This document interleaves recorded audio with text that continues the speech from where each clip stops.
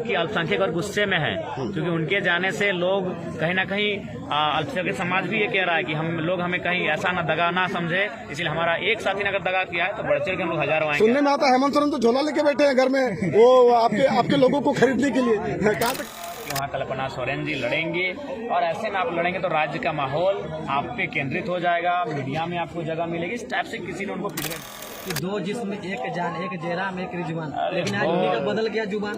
आप बताएंगे कि आज सभी अन्य दल आपके पीछे पड़े हुए हैं, आपके लोगों को खींचने में लगे हुए हैं और कहीं भी झारखंड का भला देखना नहीं चाहते, क्या बोलेंगे? देखिए, हम जिस पॉलिटिक्स को लेकर आए हैं, मैं जिन विचारों के साथ राजनीति में कदम रखा हूं, इससे सभी लोग भयभीत हैं। मेरे विचार क्या हैं? मेरा विचार है ब्लड रिलेशन में टिकट नहीं जाएगा। नेता अपने बेटे को नेता बनाना चाहते हैं, अपनी बेटी को, अपनी पत्नी को नेता बनाना चाहते हैं, और अभी बीजेपी, कांग्रेस, जेएमएम तमाम पार्टियों ने अपने रिश्तेदारों को टिकट दिया है, तो इससे सभी पार्टियों की फजीयत होगी अगर हम स्थापित होंगे। तो हम चाहते हैं कि झारखंड की पॉलिटिक्स को सेंटर टू लेफ्ट लेके जाएं, यानी आम व्यक्ति तक। सेंटर यानी कुछ व्यक्ति से आम व्यक्ति तक लेके जाएं। अगर हम पॉलिटिक्स को कुछ व्यक्तियों से, खास व्यक्तियों से आम व्यक्ति तक लेके जाएंगे तो झारखंड की इकोनॉमी यानी धन संपदा भी कुछ व्यक्तियों से आम व्यक्ति तक जाएगी। आज अगर हमारी गरीबी, पलायन, बेरोजगारी का कारण है तो केवल और केवल यही है कि हमने पॉलिटिक्स को सेंटर में जमा कर दिया है, और पॉलिटिक्स सेंटर में जमा होने के कारण इकोनॉमी भी सेंटर में जमा हो गई है। इसलिए जयराम महतो जिस आइडियोलॉजी से आया है, सबकी वाट लगी है, और सही में उनकी फजीयत होगी जिस दिन हम पॉलिटिक्स में स्थापित होंगे। और जैसा जैसा मेरा काम होगा, जैसा जैसा मेरा स्टेप होगा, उससे जो स्थापित नेता हैं उनको पेट में दर्द होगा, इसीलिए वो तोड़ मरोड़ रहे हैं। आज एक बात बताइए, पार्टी से छोड़ के चले जाना, किस पार्टी से छोड़ के लोग नहीं गए? चुनाव में अक्सर होता है, लेकिन आज केंद्र में कौन है? जयराम महतो। क्यों? न सबकी हालत खराब है, किससे? जयराम महतो। आप किन किन मुद्दों पर झारखंड में चुनाव लड़ रहे हैं? देखिए, मुद्दे अनगिनत है। हमने मैनिफेस्टो भी 75 नंबर क्रमांक के साथ जारी कर दिया है, तो मुद्दे तो बहुत सारे हैं, लेकिन उनमें महत्वपूर्ण 1932 खतियान, 1964 खतियान के आधार पर एक मजबूत स्थानीय नीति हमारा मुद्दा है। जीएम लैंड की रसीद कटवाना हमारा मुद्दा है। छात्रों के लिए नियमित परीक्षा लेना, कैलेंडर जारी करना, सिलेबस भी सरकार का होगा, ये हमारा मुद्दा है। महिलाओं के लिए केजी टू पीजी की निःशुल्क पढ़ाई, ये हमारा मुद्दा है। किसानों के लिए उनको बेहतर सुविधा मुहैया करवाना ताकि वो खेती में धान के साथ गेहूं की ओर बढ़ सके, ये हमारा मुद्दा है। सिंदरी विधानसभा से ज्यादा एक आपको महिला को टिकट दिया था, उसके विपक्ष में बहुत बड़े बड़े पार्टी के सामना फिर कैसे करेंगे? बहुत के लोग ये भी बता रहे हैं कि महिला है, उसको अगर वोट देंगे तो फिर कैसे हमारे लिए कुछ काम करेंगे कि वो महिला है। ये महिला तारा देवी जी भी हैं, महिला कल्पना सोरेन जी भी हैं, महिला ऐसी बहुत सारी है झारखंड में चुनाव लड़ रही हैं, सांसद विधायक हैं। तो जब वो महिला हैं, ये भी महिला हैं, और हमें नहीं लगता है कि अब आप 21वीं सदी में जी रहे हैं और महिला पुरुष में अगर इस प्रकार का भाव और विभेद की सोच रखते हैं, ये दुर्भाग्यपूर्ण है। इसीलिए उषा महतो फाइटर हैं, जिला परिषद के चुनाव में 13,000 से ज्यादा वोट लाई थी, यानी एक अच्छा मार्जिन से चुनाव जीती थी। अतः जब वो विधानसभा के चुनाव में लड़ेंगी तो हमें लगता है कि और बेहतर वोट के साथ चुनाव को जीतेंगी। क्या रिजवान क्रांतिकारी बैकफायर करेंगे?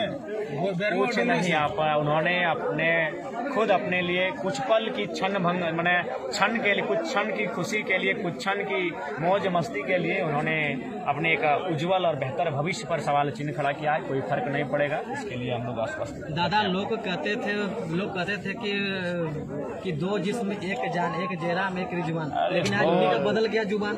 आप पहले बोले थे कि गांडे जो सीट है उसमें ऑफर खुद किए थे, लेकिन ये वो बोलते हैं कि कह रहा हूँ, अपने मन हम आज भी कह रहे हैं कि गांडे मेरे दिमाग में उनके लिए था ही नहीं। उनको किसी ने फीडबैक दिया कि वहाँ कल्पना सोरेन जी लड़ेंगे, और ऐसे में आप लड़ेंगे तो राज्य का माहौल आप पे केंद्रित हो जाएगा, मीडिया में आपको जगह मिलेगी। इस टाइप से किसी ने उनको फीडबैक दिया। मैंने उनको आज भी कह रहा हूँ, और मैं उनको बगोदर के लिए प्रीफर कर रहा था। ऐसे में उनको धनबाद की सीट में समर्थन था शुरू में, लेकिन जब उनके साथियों ने वो कांड जो किया, बालू वाला मामला, हालांकि वो क्लीन चिट थे, हम आज भी कहेंगे वो गाड़ी के अंदर सोए थे, तबीयत उनकी खराब थी, लेकिन उनके साथियों ने अंजाम दिया था। तो उसके बाद से उस क्षेत्र में थोड़ा सा उनका जो लोगों में जो उनके प्रति नाराजगी थी, ये बढ़ी थी, जिस कारण उनको हमने स्पष्ट कहा, और उनको मैंने सजेशन भी दिया कि गिरिडीह सदर बगोदर की सीट को आप प्रीफर करें।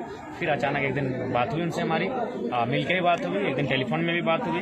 वहाँ तक उन्होंने कहा कि क्या आपकी ओर से सहयोग रहेगा, तो हमने कहा कि देखिए जो भी चंदा हमें आएगा, अगर चंदा हमें 5 रुपये आएगा तो 1 रुपया रिजवान जी को जाएगा, 1 रुपया मोतीलाल जी को जाएगा, 1 रुपया पूजा महतो को जाएगा, ये हमने कहा था, और 2 रुपया हम रखेंगे अगर कहीं से सहयोग आया तो, क्योंकि आप लोकसभा के चर्चित चेहरे हैं जिन्होंने बहुत मेहनत किया था। लेकिन वो दावा करते हैं कि हम बोकारो और टुंडी से दावेदार पेश किए थे। नहीं, बिल्कुल उनकी दावेदारी का सम्मान करते हैं, लेकिन वो बालू वाला प्रकरण टुंडी में ही घटित हुआ था। उनके साथियों ने, वो घटना सत्य उनके साथियों ने घटित किया था। तो ठीक है, हमारी जनता का माइंड लेवल, सोच क्या है आपको मालूम है। एक ऑडियो वायरल होता है, जनता हताश हो जाती है, एक फोटो वायरल होता है, जनता हताश हो जाती है, जबकि उसमें ये सच्चाई है कि उनके साथियों ने किया था। आज भी कह रहे हैं रिजू भाई उस कांड में, बिल्कुल हम उनको आज भी कहते हैं वो निर्दोष थे, लेकिन ये तो सच्चाई है कि उनके साथियों ने किया था। क्या जयराम के लिए सम्मान कम हो जाएगा क्या अल्पसंख्यक के दिल में रिजवान के जाने से? जबकि अल्पसंख्यक और गुस्से में है, क्योंकि उनके जाने से लोग कहीं ना कहीं अल्पसंख्यक समाज भी ये कह रहा है कि हम लोग हमें कहीं ऐसा ना दगा ना समझे, इसलिए हमारा एक साथी ने अगर दगा किया है तो बढ़ चढ़ के हम लोग हजारों आएंगे। सुनने में आता है हेमंत सोरेन तो झोला लेके बैठे हैं घर में, वो आपके लोगों को खरीदने के लिए, कहाँ तक सही है? अरे ठीक है, अगर आज ये अब रिजू भाई बोलेंगे हमने आपको उनको सम्मान क्या दिया, तो इतना सम्मान दिया कि डायरेक्ट डेली कोई ना कोई जाता है मिलने के लिए। उन्हीं के गांव में आजाद मुखिया है, पूछिएगा, जो 3 टर्म के मुखिया हैं, जेएमएम के वफादार सिपाही हैं, लेकिन आज तक मुख्यमंत्री से ठीक से मुखातिब नहीं हो पाए हैं, और आपका मुख्यमंत्री के बगल में खड़ा कर दिए उस शख्स का नाम जयराम माथुर है। आपका दोनों सीटें क्या चर्चा प्रोटोकॉल के खिलाफ आपने दिया है, आप पे आरोप लग रहा है पैसा लेकर टिकट बेच दिया। अरे भैया, पैसा, जो आदमी 10 गो विधानसभा का सीट ठुकरा दिया हो, जो आदमी राज्यसभा का टिकट अपनी जेब में लेके घूम रहा है, मेरे मोबाइल में मैसेज अभी भी दिखा देंगे, उस आदमी को पैसों से नहीं खरीदा जा सकता है। वो कोई करेंसी झारखंड में बनी नहीं। हाँ, कहीं हमने समीकरण को साधा है, जहाँ हम लोग का लोकसभा में वोट कम आया था, उन्होंने वहाँ उस सीटों पे हम लोग प्रभावशाली व्यक्ति को लेके आए हैं, ये सत्य है। दादा बहुत तो ये भी बोलते हैं कि जयराम माथुर तो दिखावा करते हैं, हर चीज का वीडियो बनाते हैं। हाँ, अरे महाराज, आप ही ना वीडियो बना रहे हैं, हम तो आपको और भी चीज नहीं, हम कोई बना लेंगे, हम किसको बनाएंगे? मेरा सुनिए, आप भी जानते हैं कि हम जहाँ रहते हैं जनता के बीच रहते हैं, अब खा रहे हैं तो वीडियो बन गया, कहीं बैठे हैं तो वीडियो बन गया। हमारी आईडी से नहीं ना पोस्ट होता है महाराज, हमारी आईडी से पोस्ट होगा तो आप कहिएगा।